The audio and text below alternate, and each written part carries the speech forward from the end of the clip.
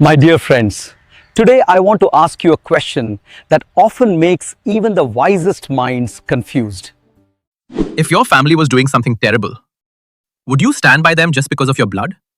Or would you have the courage to walk away? We often hear that all 100 Kauravas were villains who died in the Great War. But that is a half-truth that our history books sometimes miss. Today, I want to tell you about Yuyutsu, the only son of Dhritarashtra who chose Dharma over his own brothers. Now, to understand Yuyutsu, you must understand his birth. While Gandhari was struggling with her pregnancy, Dhritarashtra grew impatient and had a son with a Vaishya maid named Sugadha. This was Yuyutsu. Because he wasn't born to a queen, he was often mistreated and bullied by Duryodhana. But even as a child, Yuyutsu was different. He didn't have the greed of the Kauravas. He had a moral compass that always pointed towards the truth. Think about this. Long before the war started, Yuyutsu was already acting as a secret shield for the Pandavas. When Duryodhana tried to poison Bhima's food and water, it was Yuyutsu who warned them. He was a Maharathi, a warrior capable of fighting thousands of soldiers at once. But his greatest strength was his conscience. He stayed in the Kaurava camp not because he agreed with them, but because he was waiting for the right moment to choose the light. The turning point came on the battlefield of Kurukshetra. Just before the war began, Yudhishthira made a shocking announcement. Anyone who wants to switch sides for the sake of Dharma is welcome to join us now.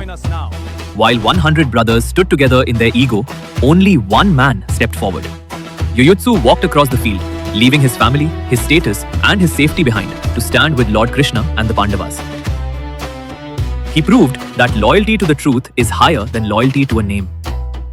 Friends, because he chose the right path, Yuyutsu was the only biological son of Dhritarashtra to survive that 18-day apocalypse.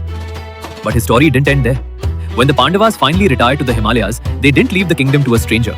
They appointed Yuyutsu as the caretaker and supervisor of the entire empire to guide the young king Parikshit. The man who was once a maid's son became the protector of the Kuru legacy.